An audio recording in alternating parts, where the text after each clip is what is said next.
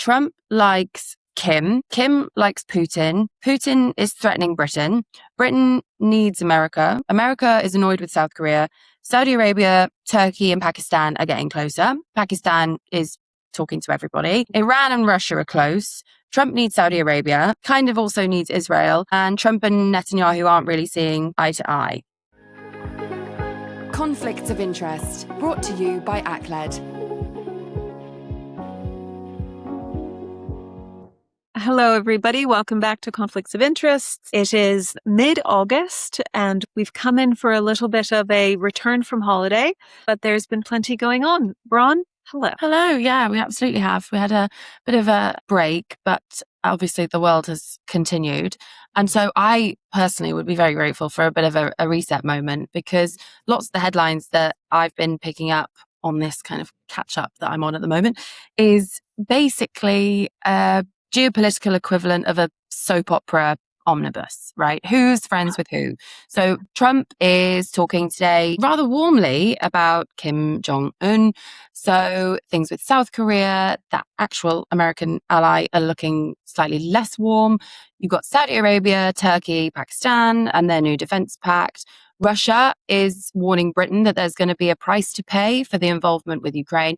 And then, of course, everything going on with the Middle East, who's aligned with who, US, Israel, Iran, Gulf states, Turkey. It feels like that's increasingly complicated too. So can we join the dots up? Who is friends with who? What's going on at the moment? If we start with Trump and the Pentagon orders to cut back in military exercises in South Korea, what is that about? That is about how the current South Korean president did not offer to send in reinforcements to the US in the issues over Iran and the Strait. And in response to this, well, it was a bit of a funny conversation. Trump suggested it and then suggested that they didn't need any help, to which the South Korean president said, okay, well, then no, thanks. We'd prefer not to, which is what almost every single country has said in response to this particular conflict. And in a bit of a fish, let's be honest, the response has been to pull out of exercises that were about to start within the region. And that could be a lot of reasons, but you're right in that the overarching story here is who's falling out of alliances and who's falling into them. The US has committed several acts of self-harm by their actions towards alliances, not just this summer, but over the last 2 years or so, distancing themselves from Europe, insulting, for lack of a better term, almost everybody else, and really positioning themselves in an awkward position within the Middle East more broadly about who can depend on the US has become a very stark answer that no one can depend on the US. So people are looking around, they want stability and they want reliability, and the US provides neither. So are Trump and Kim actually friends? Oh, no. I mean, it's just a matter of him saying, I know this is your biggest threat. I'm going to create a little bit of a spectacle here about why we're not going to be contributing the immense amount of military aid and alliance building that the US has done with South Korea for these many years. But it's really just a matter of saying, you don't matter to me as much as you want to. And that is Trump's unique way of saying, you matter to me a lot, and the fact that you were mean to me is very insulting. And so I'm going to try to be super rude to you back. But no, I mean, in the same way that Kim Jong-un is just as unreliable and eccentric, I mean, if there's any two qualities that might be associated with both of them, it's unreliability and eccentric. And it's interesting because, of course, the leaders of Russia and China are neither eccentric nor unreliable, but they are pursuing aims that destabilize many parts of the world rather than stabilize. And do you think there's something in there that's like a PR move? Because you mentioned that any sort of threat that leaves something to be desired in the transparency of how that country operates. You mentioned China, you mentioned Russia and North Korea. People, even if they're not paying attention to geopolitical spaces, know that there's something behind those countries. And so is it Trump going, don't worry, we're all pals and we'll have dinner together, so it's all right for the US, as long as I'm sat in this seat? Yeah, I mean, to paraphrase my own daughter, who says to me all the time, it's just not that deep. Right? This isn't an inkling into some sort of other alliance structure. This is him just saying, I don't need the alliances that the US has spent the last few decades building up to great expense. And also the alliances that provide the most to the US are the ones that are being destroyed. So the alliance with South Korea, of course, is that it positions the US in a really important place in the Pacific and more broadly in Asia. South Korea is such an important, prominent member of the power structure there.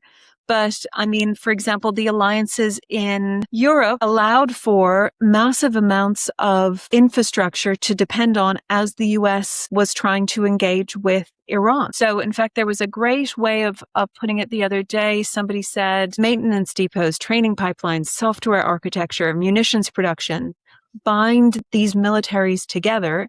And now none of that is, or not that none of it's happening, but a lot of it is being questioned because of the antics of the current US administration. That's what it is. There's also some conversations about how North Korea's nuclear program has carried on.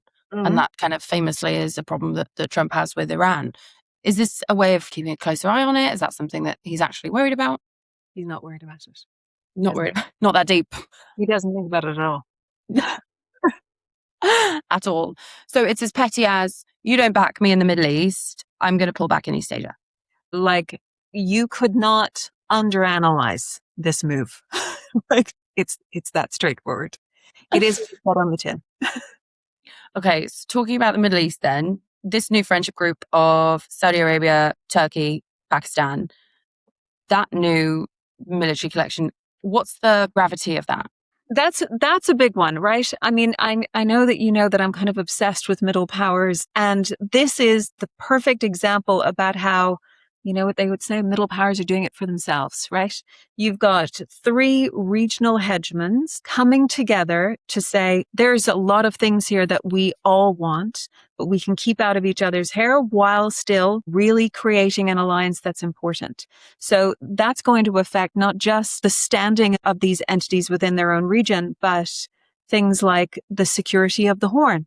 And this is going to be seen as kind of not a kind of move against something like an entity like Egypt or India, but I'll bet there were some heads turned in Cairo, etc., when this alliance was announced. And the reason being is that these regions, of which almost all global politics is being turned upon the choices that are happening within these regions are deciding for themselves who are the strongest partners to move ahead with.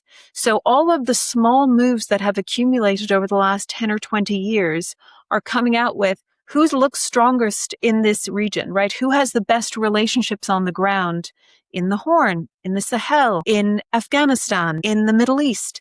And these countries are coming together. They will make a formidable system of alliances. I've seen it summarized as Saudi brings money, Turkey brings a huge military and defense industry, and then Pakistan brings military power and nuclear weapons. Is it really as simple as that? That's a really important way to think of it in terms of like, what do they bring up in the present term, right?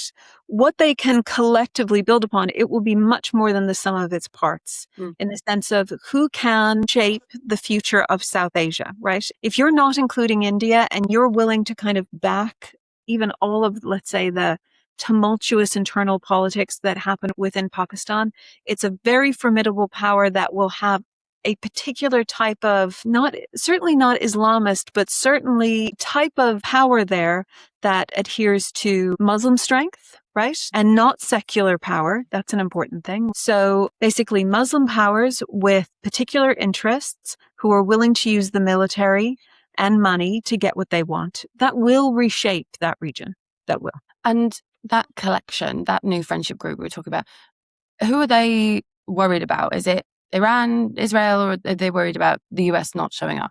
Well, I mean, they're worried about the US not showing up. In particular, Saudi Arabia was, right? What they're trying to do is to figure out what do we all want from this and how can we shape it? They'll have a kind of surrounding policy in the Middle East in the sense that they're surrounding the problem of Iran while also kind of surrounding through influence or actual physical presence, the problem of the Houthis, and redirecting areas like the Horn that UAE has tried to influence and change. The question I think that I haven't quite thought through enough yet is how the BRICS are going to play into this, how these types of economic relationships, that was the purpose of the BRICS, is going to map onto or be maybe even parallel to the political relationships that are being formed. Because those three all do have their own relationship with Washington, don't they? And they have looked quite different in the past.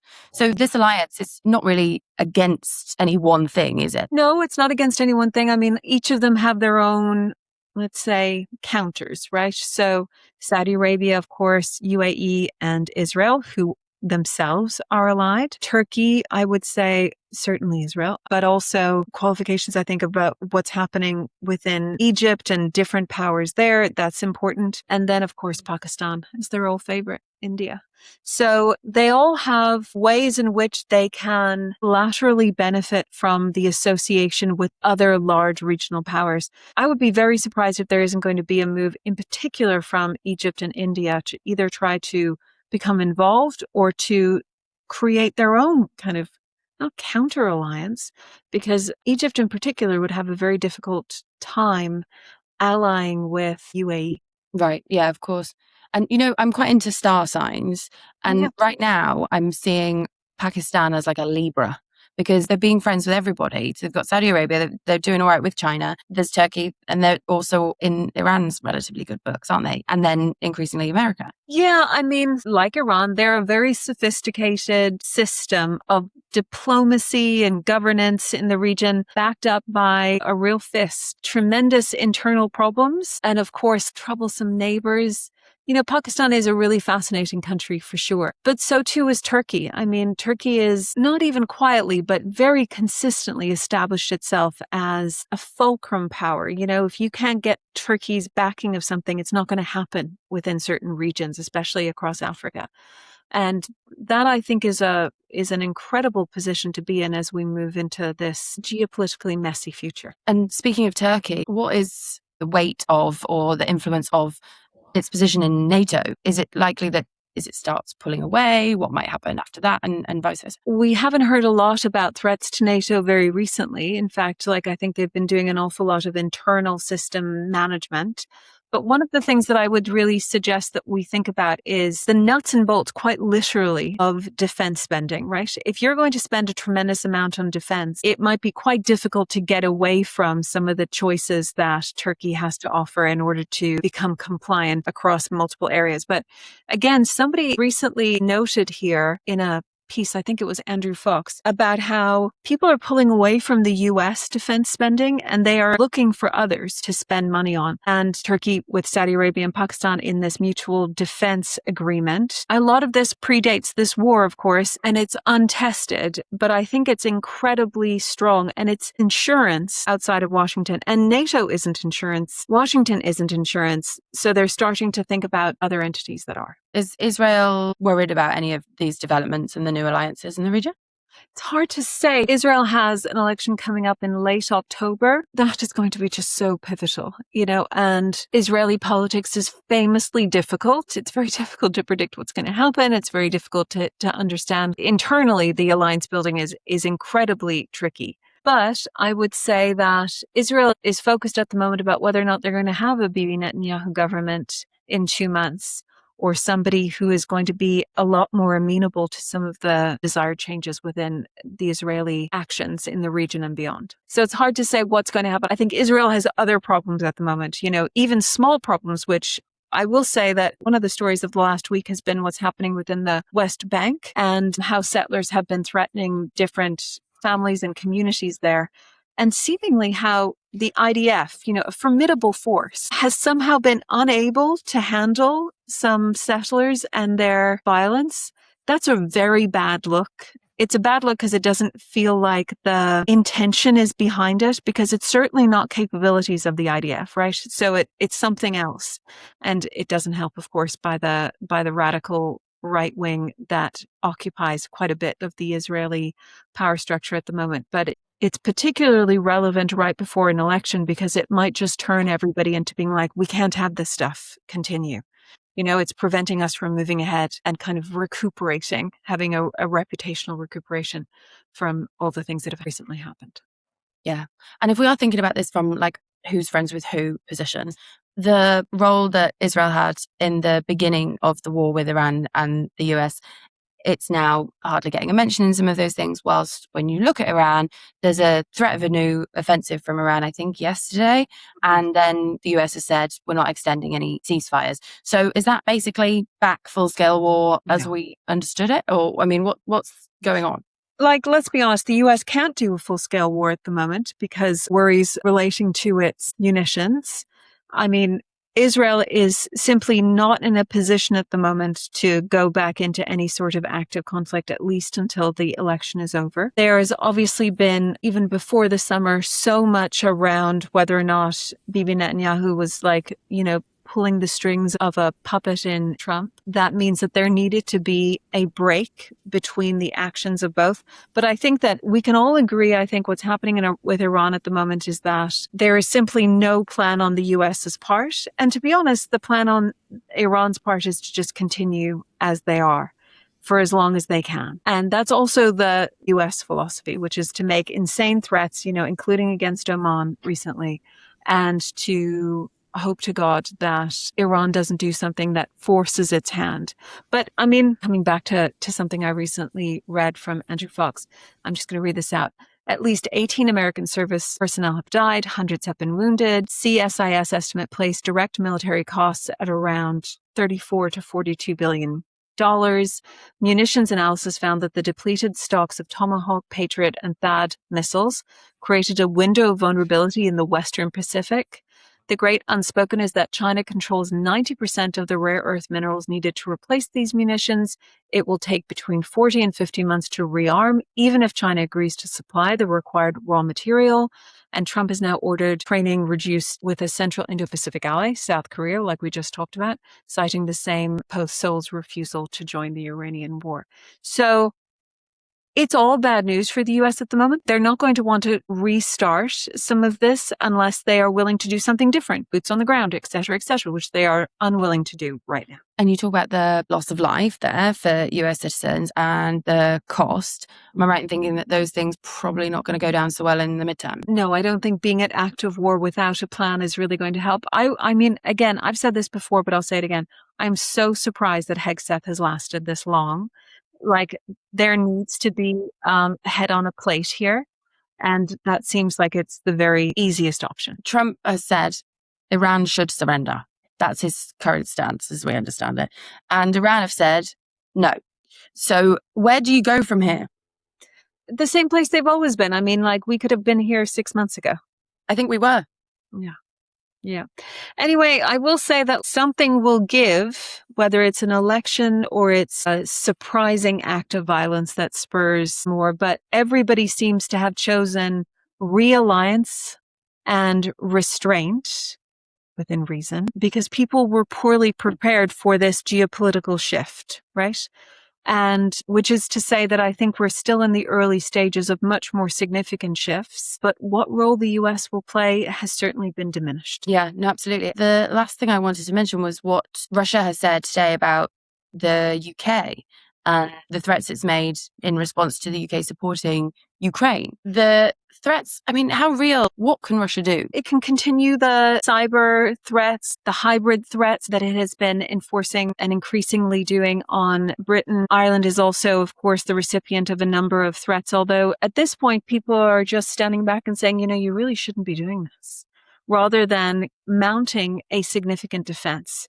So there is no reason that the UK should stop doing what it's doing in order to appease Russia, because they won't be appeased, right? They're in a position now where Ukrainian drones are really quite significant. They're also phenomenal. There was just a contest between US and Ukrainian drones won. But there's also the case that the smattering of public opinion that had not made its mind up about Russia's actions has been destroyed, especially with these human safaris that are getting even more attention recently. So Russia's in a difficult position, so they're lashing out. Yeah. And as Bird would say, it's not that deep. So let me see if I've got this. Trump likes Kim. Kim likes Putin. Putin is threatening Britain. Britain needs America. America is annoyed with South Korea. Saudi Arabia, Turkey, and Pakistan are getting closer. Pakistan is talking to everybody. Iran and Russia are close. Trump needs Saudi Arabia, kind of also needs Israel. And Trump and Netanyahu aren't really seeing eye to eye. The only part of that I would have an issue with is Trump and Kim.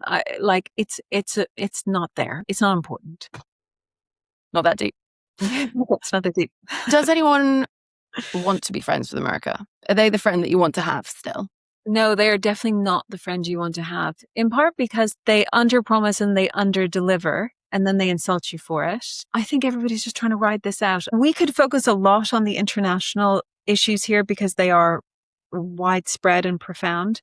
But really, I would say that there's an awful lot of domestic politics happening in the US that are destabilizing. Something I mentioned a little bit earlier to you was, for example, felons are about to get back the right to have guns legally. They can't vote, but they can have a gun. I mean, if that doesn't tell you about, or the Head Start program, which is for young children before they start school to make sure that they're ready, that's going to be rolled back. Not great things are happening in the States at the moment that have been the desire of, I think, some pretty malignant actors within the Trump sphere that have been using all the attention that's gone onto the international scene to make some very, very worrying domestic progress. I guess I'll put in quotes. And so people shouldn't take their eye off the ball there. And the reason I say that is because I'm becoming increasingly more and more convinced that elections into the future, whether it's in Britain, which I'm almost sure will happen, but also in the States, will become about whether or not the institutions of the state, to which people pay a tremendous number of taxes and increasingly have lots and lots of regulations and rules, whether or not they are fit for purpose and whether or not they represent the population within those countries. The issues are very different in Britain and the States, but that is a uniting concern for different reasons. I think you're right. So, okay. So in the same way, Pakistan, I think, is quite like a Libra. Yeah. I think the US is quite Gemini energy. They struggle with consistency. Yeah, maybe. Flaky. What's Israel in this conflict? Leo, Oh, interesting. I think. Leo, it's the lion. It's the one that's kind of about self. And so it's like, hang on, I've got my own problems at home to deal with first. Oh, Interesting. Think about number one. Oh, I've never thought about it that way. What are you? Me, I'm a Sagittarius. What about you? I'm a Scorpio. See, that we get on. That's why. But it also means there's no grey areas with either of us. No, there's plenty in the world, so we can get on without them. Well, I think that's it for this week. We'll be back, of course, next week to talk about the coming storm. Yeah, great. Well, thank you very much, Bron. Thanks. You've been listening to Conflicts of Interest with Professor Clionadh Raleigh, brought to you by ACLED, the world's leading source of political violence and protest data. Subscribe so you never miss an episode, and follow us on socials for updates in the meantime.